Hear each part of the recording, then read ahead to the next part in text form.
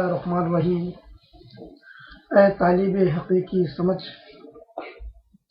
یہ وہ راز ہے جس کو سمجھنا ہر راہ طلب پر چلنے والے، ہر راہ سلوک پر چلنے والے کے لیے ضروری ہے، ہر عاشق کے لیے ضروری ہے، ہر طالب کے لیے ضروری ہے اور ہر مرید کے لیے ضروری ہے، کیونکہ اس کو سمجھے بغیر بھٹکنے کے راستے کھل جاتے ہیں اور وقت کی خرابی پیدا ہوتی ہے۔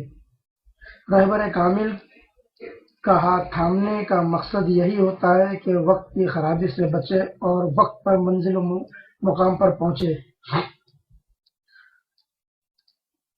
اے طالب، یہ وہ نقطہ ہے گویا اس میں قطرے میں دریا پوشیدہ ہے۔ ایک نقطے میں جس کو کہا حضرت علی کرم اللہ وجہ فرماتے ہیں کہ پورا قرآن شریف بسم اللہ میں ضم اور پورا بسم اللہ بے میں ضم ہوا اور میں وہ بے کا نقطہ ہوں۔ تو عارفوں نے ایسے ہی نقاط پیش کیے جس سے دل و دماغ روشن ہوئے اور راہ حق پر چلنے والوں کے راستے آسان ہوئے۔ اب میں جو نقطہ پیش کر رہا ہوں، جو راز بیان کر رہا ہوں، اس کو گوش و ہوش سے سنیے۔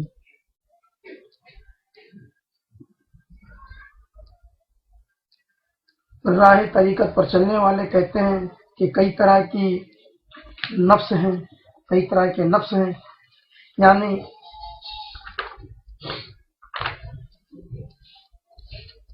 پہلا نفس ہے نفس امبارہ، ان کل نفس لما علیہا حافظ، نہیں ہے کوئی نفس مگر اس پر ایک حافظ حفاظت کرنے والا مقرر ہے، یعنی حافظ ہے، اس کی حفاظت کرنے والا ہے۔ نفس امبارہ کی طرف سے کہا گیا تیرا سخت تر دشمن تیرا نفس ہے جو تیرے دونوں پہلو کے درمیان ہے۔ اے طالب، ایک روایت میں آیا ہے کہ حضرت آدم علیہ السلام نے جب اپنی نظر لوح محفوظ پر کی تو اس پر کلمہ طیبہ لا الہ الا اللہ محمد رسول اللہ صلی اللہ تعالی علیہ وسلم لکھا دیکھا۔ سیدنا آدم علیہ السلام کے دل میں غیریت آئی، از روئے غیریت بارگاہ الہی میں عرض کیا، یہ کس کا نام ہے جو تیرے نام کے برابر لکھا ہے؟ حکم ہوا کہ اے نبی، یعنی اے آدم علیہ السلام، اے سیدنا آدم، میرے انبیاء میں سے اور تیرے فرزند میں سے، تیری اولاد میں سے ہوں گے اور تیرے گن اور تیرے بھول اور تمہاری چوک کا شفیع بنیں گے، یعنی تم سے جو خطا سرزد ہوگی اس کے لیے شفیع بنیں گے۔ یہ سن کر سیدنا آدم علیہ السلام کے دل میں یہ وسوسہ پیدا ہوا کہ باپ بیٹے کی شفاعت کرتا ہے، نہ یہ کہ بیٹا باپ کی شفاعت کرے۔ اس وقت خطاب ہوا کہ اے جبرائیل، جا اور وسوسے کو دو حصے کر۔ جبرائیل علیہ السلام بارگاہ جلال سے اترے اور وسوسے کے دو حصے کیے، آدھا حصے کو نکال کر جنت میں دفن کیا کہ درخت گندم اس سے پیدا ہوا اور آدم علیہ السلام کی ندامت کا سبب بنا، اور دوسرا آدھا حصہ سیدنا آدم علیہ السلام کے جوف میں رہا، اس سے نفس امبارہ پیدا ہوا۔ یہ عارفوں کا قول ہے کہ نفس امبارہ کی تولد، نفس امبارہ کی تخلیق کس طرح سے ہوئی۔ اب نفس امبارہ کی خصلتوں کو بھی عارفین نے بیان فرمایا ہے کہ اس کی بھی بے شمار خصلتیں ہیں۔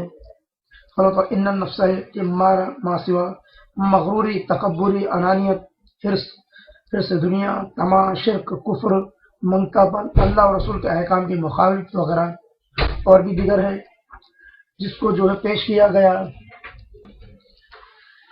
اے طالب حقیقی سمجھ، یہ نفس انسان کے ساتھ پیدا ہوتا ہے اور انسان کے ساتھ دم آخر تک رہتا ہے۔ حدیث میں آیا ہے کہ ہر انسان کے ساتھ پیدائش کے وقت ایک جن شیطان پیدا ہوتا ہے، جبکہ اس کی دو قسمیں بھی ہیں جن شیطان کی، ایک تو شیطان الانس ہے اور ایک شیطان الجن سے ہے۔ انسانوں میں بھی شیطان ہوتے ہیں اور جناتوں میں بھی شیطان ہوتے ہیں۔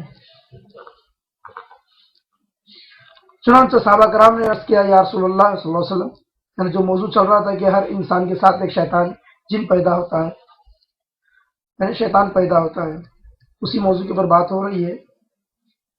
یہ صحابہ کرام پوچھتے ہیں کہ یا رسول اللہ صلی اللہ علیہ وسلم، کیا وہ شیطان جن آپ کے ساتھ بھی پیدا ہوا ہے؟ آپ نے فرمایا، ہاں، میرے ساتھ بھی ایک جنی شیطان پیدا ہوا ہے، لیکن میرا وہ جنی شیطان سے اللہ نے مجھے اس سے سلامتی عطا فرمائی۔ اور ایک نقطہ بزرگان دین نے پیش فرمایا ہے کہ جب سیدنا آدم علیہ السلام کو سجدے کا حکم شیطان کو دیا گیا تو شیطان جو ہے سیدنا آدم علیہ السلام کے سجدے سے منکر ہوا، انکار کیا، اور یہ سجدے سے انکار کرنا گویا اللہ کے حکم عدولی کا سبب بنا اور اس کے لیے مردودیت کا وجہ بنی۔ جب اس کو راندی درگاہ کیا جا رہا تھا تو اس نے کچھ اللہ تبارک و تعالیٰ سے طلب فرمایا، اور یہ سخیوں کا شیوا ہوتا ہے کہ سائل کو خالی نہ لوٹایا جائے۔ اللہ تبارک و تعالیٰ نے اس کی اس مانگ کو قبول فرمایا۔ اس نے کہا تھا کہ یا اللہ، جس کی وجہ سے میں مردود بن رہا ہوں، جس کی وجہ سے میری عبادت میرے منہ پہ مار دی جا رہی ہے، یا اللہ میں یہ چاہتا ہوں کہ اس کے ساتھ میں میرا ایک ہم نام بھی پیدا ہو۔ اللہ تعالیٰ نے یہ دعا کو قبول فرما لیا، یہ عرضی کو قبول فرما لی۔ سیدنا آدم علیہ السلام نے پھر دعا فرمائی، یا اللہ اگر میری اولاد کے ساتھ میں ایک شیطان جن اگر پیدا ہوتا ہے، ایک شیطان پیدا ہوتا ہے، تو اپنے رحمت کے دو فرشتوں کو بھی میری اولاد کے اندر ان کے ساتھ میں پیدا فرما، جو ہمہ وقت ان کے ساتھ رہے، ان کی حفاظت کرے۔ تو اب یہاں پہ خیر و شر کی دعوت دینے والے دونوں موجود ہیں۔ شر کی دعوت دینے والا شیطان ہے جو نفس اس کا ہتھیار ہے،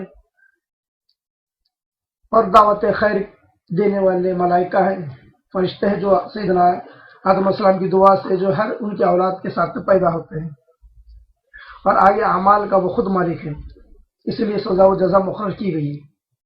بہرحال سالک کو چاہیے کہ سب سے اول اپنے پیدائشی ساتھی یعنی جن شیطان کو مسلمان کرے۔ اس نفس امبارہ کا غلبہ زیادہ تر شہوت پر رہتا ہے۔ شہوت کی لذت سے یہ نفس بہت مست رہتا ہے، مسرور رہتا ہے، اور یہ چاہتا ہے کہ ہر چیز اپنی گرفت سے باہر نہ جائے۔ انسان کے ہر منزل و مقام پر خرابی پیدا کرنا، بندے کو راندِ درگاہ الہی کرنا، اس نفس کو بخوبی معلوم ہے۔ اس کی فریبی چالیں ہزاروں طرح کی ہیں، مگر عارف منحرف کی راہ سے اسے پہچان لیتا ہے اور اللہ کی توفیق سے تزکیہ نفس کر لیتا ہے، پھر بھی ایک نگاہ اس پر رکھے رہتا ہے۔ راہ سلوک میں یہ نفس عدو ہے۔ اب رہا دوسرا نفس، نفس لعامہ۔ قوله تعالیٰ وَالنِّهَا لِلنَّفْسِ أَنَّ الْهَا، اور بچایا اپنے نفس کو اس کی بری خواہشوں سے۔ نفس لعامہ کی خصلتیں بھی بے شمار ہیں: خدا کے دوستوں سے ملنا، خدا کی راہ تلاش کرنا، بندگی زندگی دونوں پسند کرنا، گناہ بھی کرنا اور توبہ کرتے رہنا، نصیحت دوسروں کو کرنا اور خود اس پر عمل نہ کرنا، تن پاک اور من میلا ہونا، زبان میں عاجزی مگر دل میں غرور رہنا، غیبت کرنا، بڑوں کی غلطی ڈھونڈنا وغیرہ۔ نفس لوامہ کو دل بھی کہتے ہیں۔ ہر گھڑی ہر لمحہ اس سے اچھے برے خیالات اٹھتے ہیں اور انسان کو بے چین و بے قرار رکھتے ہیں۔ اس نفس کا بہت بڑا دھوکہ یہ ہے کہ وہ انسان کو سمجھاتا ہے کہ خطا بشر کے لیے اور بشر خطا کے لیے، یعنی یہ نفس لوامہ نفس امبارہ کو اللہ سے ڈرنے اور گناہ نہ کرنے کی نصیحت کرتا ہے، مگر اللہ و رسول کی نافرمانی میں اس کا ساتھ دیتا ہے۔ سالک کو چاہیے کہ ہر منزل و مقام پر ان دونوں نفس پر نظر رکھیں، یعنی یہ گناہ کرتے وقت روکے گا نہیں، اور اسی کے اندر روشن ضمیر بھی ہے نفس العامہ کے اندر ہی، کہ گناہ کرتے وقت روکے گا نہیں، مگر جب گناہ کرے گا اس کو ملامت کرے گا۔ ایک طرح سے نفس ملہمہ ارشاد ہوتا ہے وہ ایسا دن ہے کہ اختیار نہ ہوگا کسی نفس پر تھوڑی بھی، ہر نفس کو موت کا مزہ چکھنا ہے، ان سب کو ہماری طرف لوٹنا ہوگا۔ اے طالب حقیقی، یہ ایسا درمیانی نفس ہے کہ سالک اگر نفس امبارہ اور نفس لعامہ پر پوری طرح قابض ہو جاتا ہے تو نفس ملہمہ میں اس کو سکون ملنے لگتا ہے، عبادت و ریاضت میں لطف حاصل ہوتا ہے، مجاہدہ مراقبہ بفضل ربی جاری ساری رہتا ہے۔ اس مقام پر انسان میں شیطانی خصلتیں بند ہو جاتی ہیں اور انسان فطرت ابھر کر آ جاتی ہے۔ انسانی جو فطرتیں ہیں جو پوشیدہ ہو گئی تھی، جو نفس امبارہ کے وجہ سے دب گئی تھی، وہ اب ظاہر ہونے لگتی ہے۔ نیک صالح عمل بے ریا و بے رنج کرتا ہے، قلب اس کا سلیم اور روح امین ہوتی ہے، دل کا یاد الہی میں مستغرق رہتا ہے، فرشتے اور انبیاء کی روحیں اس کی نظر آنے لگتی ہے۔ نفس ملہمہ کو روح انسانی بھی کہتے ہیں۔ اس مقام پر اس کے آگے کی منزل آسان نظر آتی ہے، اپنے عرفان آگاہی سے سینے میں نور ہدایت آنا شروع ہو جاتا ہے، اہدنا الصراط المستقیم، یعنی آگے کی منزل صاف دکھائی دینے لگتی ہے۔ من ظلمات الی النور، یعنی ظلمت نفس سے نکل کر نور کی طرف چلتا ہے۔ اے طالب، اس نفس ملیمہ پر آ جانے کے بعد بہت ہی ہوشیاری سے کام لینا چاہیے، شوق کے گھوڑے سے اترنا نہ چاہیے، تھوڑا سا پی کر بہک نہ جانا چاہیے، جو بھی دل میں وارد ہوا ہو اسے پوشیدہ رکھنا چاہیے اور آگے بڑھنا، اور یاد رہے کہ درمیانی نفس ملیمہ کے آگے کی منزل میں بقا ہے اور پیچھے کی منزل میں فنا ہے، اور آگے کی منزل میں اطمینان ہے اور پیچھے کی منزل میں پریشانی ہے، فقط اشارہ کافی ہے جو اہل نظر ہے ان کے لیے۔ اب چوتھا نفس، نفس مطمئنہ، ارشاد باری تعالیٰ ہوتا ہے کہ اے اطمینان پانے والے نفس، اپنے رب کی رضا کی طرف راضی خوشی سے آ جا، بس داخل ہو جا میرے خاص بندوں میں اور داخل ہو جا میری جنت میں۔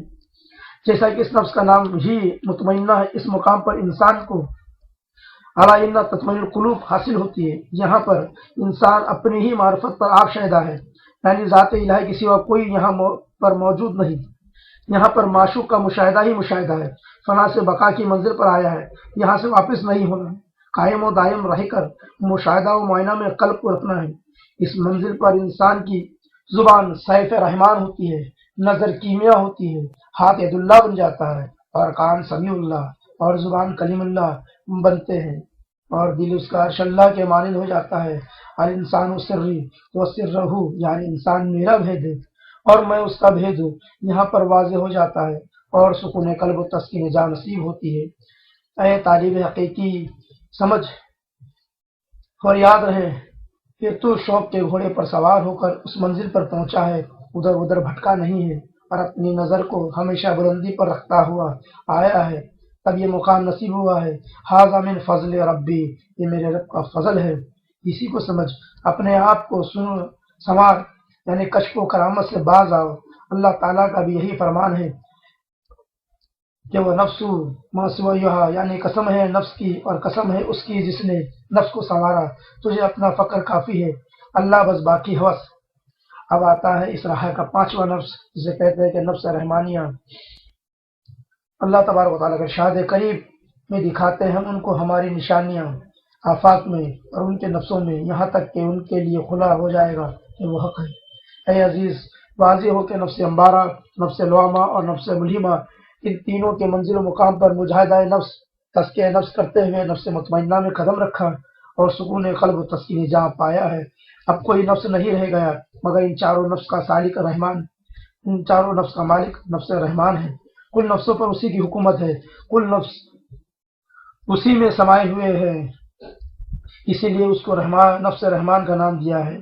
یہ نفس تمام قدرت و کمال کا مالک ہے، وہی عبادت کے لائق ہے جو معبود برحق ہے۔ قولہ تعالیٰ انی انا اللہ لا الہ الا انا، میں ہی اللہ ہوں، نہیں ہے کوئی معبود سوائے میرے۔ سالک کو اس اعلیٰ مقام پر اپنے آپ کی اصلاح ہو جاتی ہے، یہاں پر کوئی بھی غیر نہیں، سالک سب کچھ جانتا ہے، ہر چیز عیاں ہے۔ الانسان مرآۃ الرحمن، یعنی انسان آئینہ رحمان ہے، نور ہی نور ہے، رب ہی رب ہے، یعنی اس مقام پر رحمان نے انسان میں نظر آتا ہے، جیسے مربی کہتے ہیں من عرف دعوات ہے اور نفس ہوئے گا قلم، قد عرف کے لو اوپر رب بہو ہوگا رقم، نفس سے جاری ہوئے اولاد آدم ہے بہم، نفس جس کو بولتے سو حضرت آدم کا دم۔ سیدنا بندہ نواز کے سدراس رحمۃ اللہ علیہ کا یہ اشعار سمجھداروں کے لیے ہے، ناقلوں کے لیے نہیں۔ اب رہی بات جو کہا جاتا ہے کہ 5 طرح کی روحیں ہیں،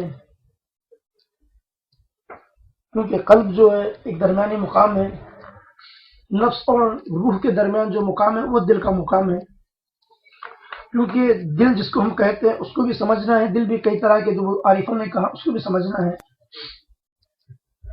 میری نظر میں تو ایک تو قلب سلیم ہے جو اصل دل ہے، جس کے اندر اچھے اور برے کی سمجھ پیدا ہوتی ہے، مگر پھر بھی بزرگوں نے جس دل کا خلاصہ کیا اس کو بھی سمجھنا ہے کہ دل ہے قلب مجاز، قلب منیب، قلب حقیقی، قلب کافر، قلب مسلم۔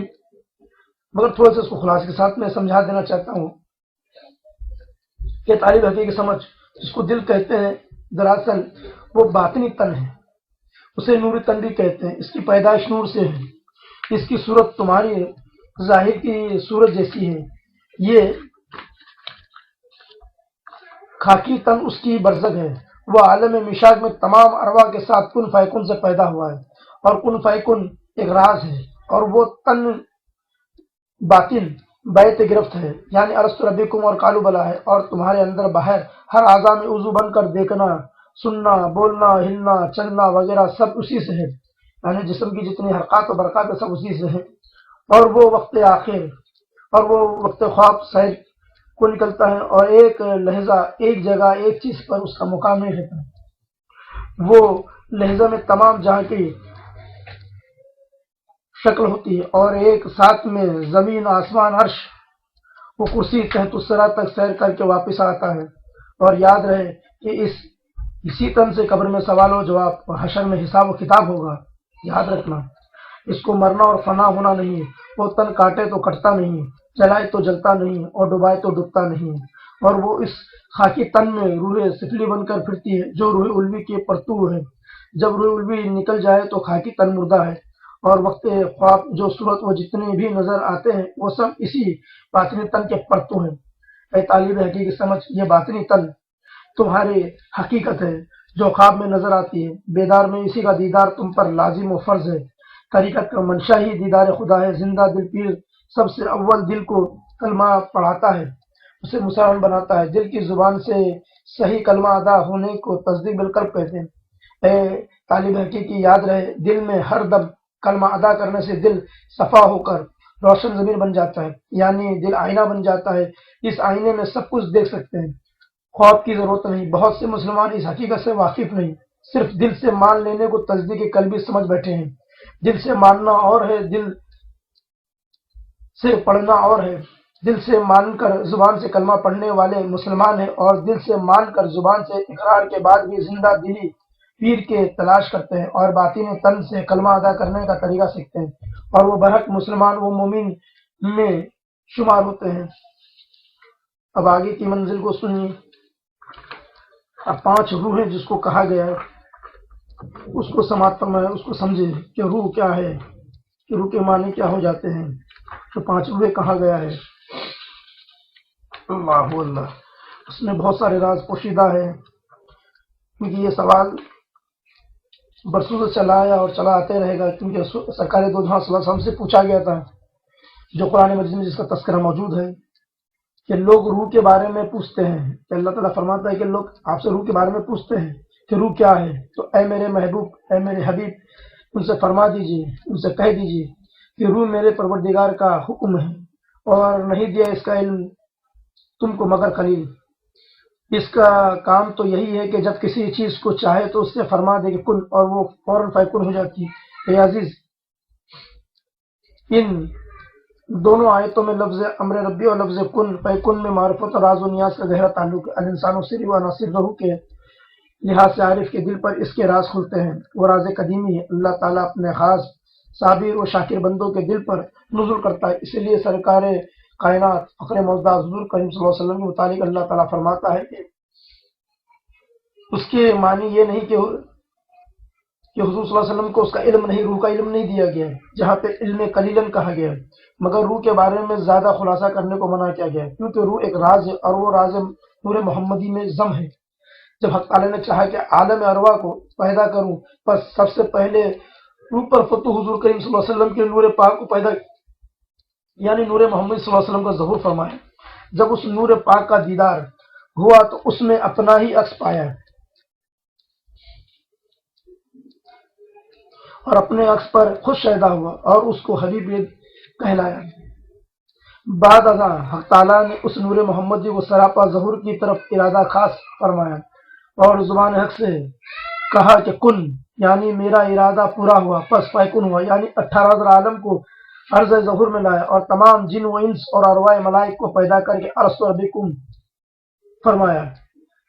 اب اصطلاح میں لفظ کن سے مراد پنجتن پاک ہے، یعنی 5 روح، 5 نفس اور 5 وجود ہے۔ اس وجود پنجتن میں 18 عالم سمائے ہوئے ہیں، اس لیے پنجتن پاک کو برزخ کبریٰ کہتے ہیں۔ لفظ کن میں 5 حروف ہوتے ہیں، کاف، نون، جزم، پیش اور نقطہ، یعنی پہلا کاف، دوسرا نون، تیسرا جزم، چوتھا پیش اور 5واں نقطہ۔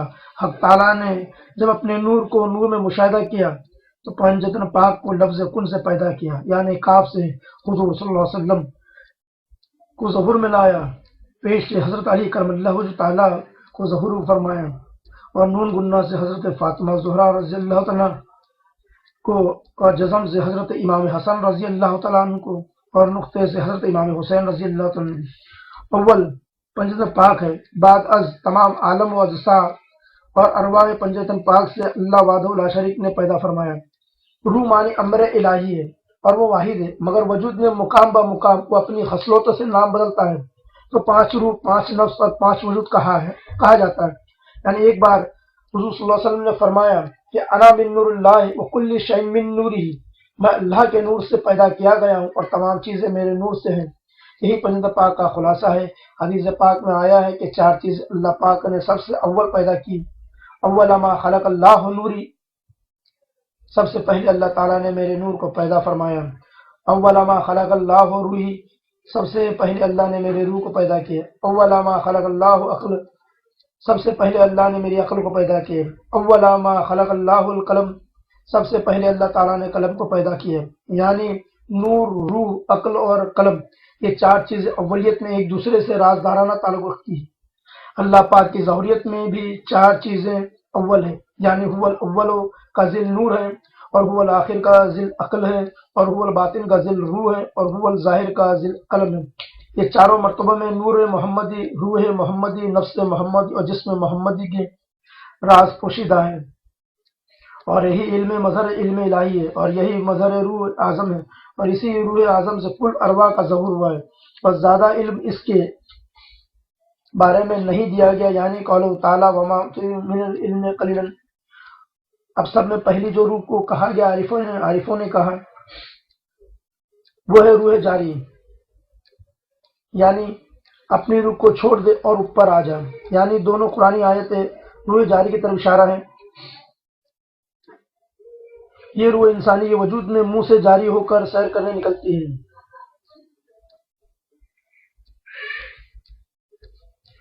یہ روح کئی مقامات پر رک رک کر چلتی، اس کے رکنے اور چلنے سے بدن میں کئی اعضاء حرکت میں آتے ہیں، معدہ، مثانہ، گردے اور آنتیں اس روح کی مدد سے کام کرتے ہیں۔ اس روح کا مقام محدود ہے، مگر روح زمین پر اپنا مقام قبضہ رکھتی ہے۔ روح جاری، اس روح کا اس لیے نام پڑا کہ یہ آتی جاتی رہتی ہے، حقیقت میں یہ روح بذات خود قائم نہیں ہے، روح سفلی سے اس روح کو طاقت پہنچتی رہتی ہے۔ سالکین کرام اس روح کو روکنے میں دلچسپی رکھتے ہیں۔ دعا روح کا و تعالی، یعنی چھوڑ دے اپنی روح کو اور اوپر آ جا، کہ فرمان الہی کے مطابق اس روح کو روکتے روکتے ایک دن اپنے قبضے میں لا سکتے ہیں، کیونکہ اس روح کو موت سے کوئی تعلق نہیں، مگر روح سفلی کے ساتھ ہے۔ اب دوسری ہے روح سفلی، تنزل بہ الروح الامین، اس کو ایک امانت دار روح لے کر آئی۔ یہ روح ایک امانت ہے، یہ روح اپنا سفر وجود میں ناس سے شروع کرتی ہے اور پورے وجود پر رواں دواں سفر جاری رکھتی ہے، یعنی بغیر روکے اپنی منزل طے کرتی ہے اور پھیپھڑوں تک پہنچتی ہے اور پورے جسم کو اپنے اختیار میں رکھتی ہے۔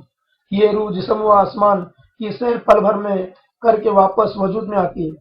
لا ینم ولا یموت، یعنی یہ روح کو نہ موت ہے نہ نیند ہے، یہ دونوں اس سے مبرر، اور اس کو فنا ہونا نہیں ہے، اس کو اٹھا لیا جاتا ہے تو وجود کو موت آتی ہے۔ اس روح میں بہت سے بھید پوشیدہ ہیں، سالکین کرام ہمیشہ اس پر نظر رکھتے ہیں، اور ذکر قلبی اور ذکر روحی سے اس روح کو اپنے قبضے میں لا کر ترک وجود ہوتے ہیں۔ یہ روح سفلی وقت خواب وجود سے باہر ہو جاتی ہے اور طرح طرح کے خواب دکھاتی ہے۔ اس روح میں یہ قابلیت ہے کہ اپنے روح پر تو سے ہزاروں صورتیں بنتی ہیں اور زمین و آسمان ہر جگہ سیر کرتی ہے، اس لیے اس روح کو روح سفلی کہتے ہیں۔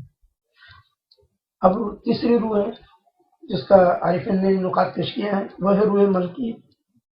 اردو میں نمر ربی سے کہہ دینا کہ روح اللہ کا امر ہے کر کے، اور ایک روح تھی اس کی طرف سے، پس تم اللہ اور رسول پر ایمان لے آؤ۔ اس آیت کی تفسیر میں یہ واقعہ بیان کیا گیا ہے کہ جب سیدنا آدم علیہ السلام کی قالب میں اللہ تعالیٰ نے اپنی روح پھونکی تو اس میں سے ایک روح کو حضرت مریم کے رحم میں بذریعہ روح الامین حضرت جبرائیل رکھا گیا، تو حضرت عیسیٰ علیہ روح اللہ پیدا ہوئے۔ اللہ پاک حاکم الحاکمین نے اس کا راز وہی جانے، ہم کیا کجا، مگر اصطلاح میں وہ روح منہ کو روح ملکی بھی کہتے ہیں۔ یہ روح ملکی ایک بھید ہے، یہ اپنا سفر وجود میں آنکھ سے شروع کرتی ہے اور جگر میں قیام کرتی ہے۔ اس روح میں اتنے بھید پوشیدہ ہیں، اتنے راز پوشیدہ ہیں کہ اس کو سمجھنا مشکل ہے۔ اس کا ایک بھید یہ بھی ہے کہ یہ قدرت العین یعنی رہنما نظر ہے، اور اس کی گرفت میں ساتوں آسمان اور ساتوں زمین ہے۔ اس روح کا تعلق نور سے۔ اس روح میں جو بھید چھپا ہے وہ سالک پر عیاں ہونا ضروری ہے، ورنہ آگے کی منزل مشکل ہے۔ سالک دیوانہ یا مجذوب ہو جاتا ہے اور اسی منزل میں رہ کر مر جاتا ہے۔ اگر عین وقت پر پیر کامل کی رہنمائی حاصل ہوئی تو روح قدسی سے اللہ پاک اس کی مدد فرماتا ہے اور اس کے لیے آگے کی منزل آسان ہوتی ہے۔ اس روح میں اتنی قدرت ہے کہ ایک لمحے میں زمین و آسمان کی سیر کر لیتی ہے اور وجود فلک کے عجائبات کے مشاہدے سے خوش ہو کر مست رہتی ہے۔ اب جو ہے اسی روح کا بیان کیا گیا، اب چوتھی روح کا بیان ہے کہ جس کو روح قدسی کہا گیا، جس کے بارے میں آتے اس رات میں فرشتے اور روح القدس اپنے رب کے حکم سے ہر امر خیر لے کر آتے ہیں، اسے اللہ نے ارشاد فرمایا۔ یہ روح قدسی اپنا سفر کان سے شروع کرتی ہے اور پتے پر مقام کرتی ہے۔ اس روح کو سری بھی کہتے ہیں، اس لیے کہ یہ روح خاص ہے۔ 6 جہت یعنی 6 سمت، عرش، کرسی، لوح قلم، زمین آسمان اس کے اختیار میں ہے۔ یہ روح بلند پرواز ہے، اس کی ابتدا منزل فوق السما ہے، اس لیے سالکین کرام اپنی نظر اوپر رکھتے ہیں اور دونوں جہاں کی معلومات اس روح سے حاصل کرتے ہیں۔ یہ روح ایک لمحے میں ذات پاک سے ملاقات کر کے اپنے مقام پر آ جاتی ہے۔ کل شیء علیم، یہ روح ہر ایک چیز کا علم رکھتی ہے، یعنی زمانے ماضی، زمانے حال، زمانے مستقبل، ان تینوں زمانے کا علم رکھتی ہے۔ اس منزل پر سالک کو حق تعالی روح قدسی سے مدد فرماتا ہے، یعنی یہ روح قدسی سالک کو ظاہری و باطنی علم اور زمانے ماضی و مستقبل اور حال کی خبر دیتی ہے اور اسے صاحب حال کے مرتبے پر پہنچا دیتی ہے۔ روح القدس اور روح الامین میں جو فرق اور راز چھپا ہوا ہے اسے فاش کرنے سے شریعت عظمیٰ کو دھکا پہنچتا ہے، اور روح القدسی کے متعلق بہت سے راز و نیاز کی باتیں ہیں پیر کامل کی خدمت کر کے پائے۔ اور پانچواں جو کہا گیا جو اہم ہے، اس کا نام ہے روح الوی، ونفخت فیہ من روحی، اور اپنی روح اس میں پھونک دی۔ یہ روح وجود میں نور کے مقام سے جاری ہو کر ذات پاک سے جا ملتی ہے۔ اس روح کا تذکرہ کرنے سے قلم عاجز ہے، قطرے سے دریا اور دریا سے قطرہ بن جانا اس کی کرامت ہے۔ اس روح کی قدرت میں ہر ایک چیز آ جاتی ہے، یعنی اس کے دائرے کے باہر کوئی چیز نہیں۔ اعلیٰ کل شیء قدیر اور اعلیٰ کل شیء محیط، یعنی اس کے دائرے قدرت میں ہر ایک چیز محیط بن کر قبضہ قدرت میں ہے۔ یہ روح نور علی نور ہے، اس روح میں جمی تجلیات ہے۔ اس روح کو ذات پاک روح پاک بھی کہتے ہیں۔ یاد رہے کہ ذات پاک سے روح پاک یعنی روح الوی جا کر ملنے کو وصلت کہتے ہیں، اور مذکورہ بالا چاروں روحوں کی اصل یہ روح ہے الوی ہے۔ سالکین کرام اس منزل کو پانے کے لیے لا کی تکرار میں حرف لا کو جو سمجھا پس وہ اس روح الوی کو سمجھا۔ سچ پوچھو تو جو سمجھ میں آ جائے پھر وہ لا کہہ رہا ہے۔ الحدیث من عرف نفسہ فقد عرف ربہ کل لسانی، یعنی جس نے اپنے نفس کے عرفان سے اپنے رب کے عرفان کو پایا تو وہ گنگا ہو جاتا ہے۔ اور حدیث کہ جس نے اللہ تبارک و تعالیٰ پہچان لیا پھر وہ اللہ نہیں پکارتا ہے۔ اسی راز کو سمجھنا ہے، جاننا ہے کہ یہ تین نہیں، اسی راز کو سمجھو، اور پیر کامل کے فضل سے ہی یہ بات سمجھ میں آتی ہے کہ ان تینوں کا فرق سمجھ میں آتا ہے کہ انسان کی ہستی، اور اب خاص نقطے کو سمجھو کہ انسان کی ہستی تو ایک ہے اور اس کے 3 صفات ہیں، یا یوں کہیے کہ 3 مقام ہیں۔ پہلا دیکھتا پن، دوسرا جانتا پن، تیسرا چکھتا پن۔ دیکھنے کی صفت کی حقیقت کا نام روح ہے، اور جاننے کی صفت کی حقیقت کا نام دل ہے، اور چکھنے کی صفت کی حقیقت کا نام نفس ہے۔ اس راز کو اہل حق جانتے ہیں، غافل کب اس کو مانتے ہیں۔ یعنی چیز وجود تو ایک ہی ہے، مگر وقتاً فوقتاً سیر کی وجہ سے اور صفات کی وجہ سے اس کے نام میں تبدیلی آتی رہتی ہے۔ وما علینا الا البلاغ۔